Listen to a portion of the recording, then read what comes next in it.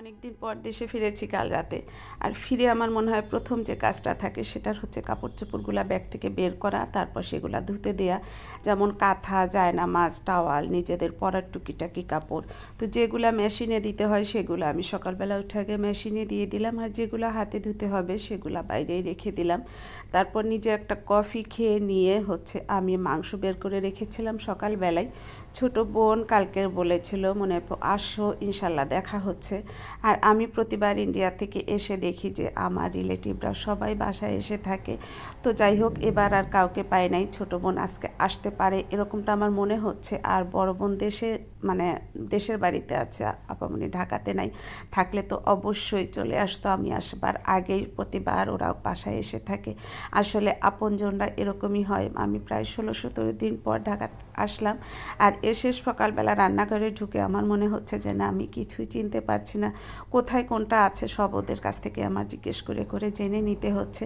তো যাই হোক, এক চুলাতে আমি গরুর মাংসটা মাখিয়ে বসিয়ে দিয়েছি। আর হচ্ছে কিছু কাঁচা কাঁঠাল, এঁচড় যেটাকে বলে, এটা মা বাড়ির থেকে একদম প্রসেস করে দিয়েছিল।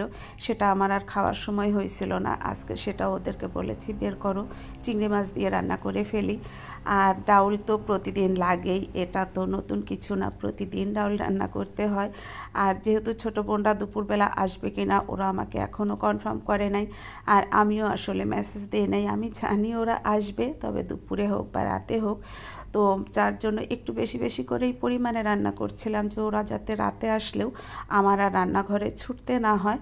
কারণ ওদের বাসায় আসার উদ্দেশ্য একটাই থাকে, সেটা হচ্ছে আনিসকে দেখতে আসা। আর এবারে যেহেতু সব কিছু মিলিয়ে আলহামদুলিল্লাহ ওর রিপোর্ট খুব ভালো এসেছে। আত্মীয় স্বজন তো ব্যাকুল হয়ে আছে কখন মানে সবাই আমার বাসায় আসবে, তাকে দেখতে আসবে। তো যাই হোক, মাও বাড়িতে, বড় বোনও বাড়িতে, যার কারণে ওরা চাইলেই হয়তো এই মুহূর্তে আসতে পারছে না। ছোট বোনই শুধু, আর মানে রিলেটিভদের মধ্যে ছোট বোনই শুধু ঢাকাতে আছে। তো আমার মনে হচ্ছে ও আজকেই আসবে, সেটা সন্ধ্যায় আসুক বা এখন আসুক। তো আমি আস্তে আস্তে রান্নাও করে ফেলছি। গরুর মাংসটা খুব ভালোভাবে কষিয়ে নেবার পর ঝোলের পানি দিয়ে দিয়েছি গরম করে নিয়ে। আর হচ্ছে শোল মাছ রান্না করলাম। বাসায় আসলে তেমন কোনো বাজার নাই, আর না থাকাটাই স্বাভাবিক। আমি অনেক দিন ছিলাম না, যা যা বাজার করে রেখে গিয়েছিলাম আসলে ওরা সেটাও পুরাটা খেতে পারে নাই। মাছ মাংস যা যা একটু একটু রয়েছে আমি আজকে সেগুলাই বের করে নিয়েছি। আর হচ্ছে শোল মাছটাও এক চুলায় দিয়ে এখন হচ্ছে একটু কাঁচা আম দিয়ে একটু চাটনি রান্না করব। ওখানে গিয়ে আমি এবার শুধু ওদের এই আইটেমটা দিয়েই আর ডাল দিয়েই ভাত খেয়েছি। তা আজ মনে হলো যে আমিও একটু আম রান্না করে নেই, আমার ফ্রিজে ফ্রোজেন আম গতবারেরটা ছিল। তো এর মধ্যে আমার দুপুরে রান্নাবান্না সব হয়ে গিয়েছে, রেডিও করে নিয়েছি। তো আজ এই পর্যন্তই, ভালো থাকবেন সবাই, আল্লাহ হাফেজ।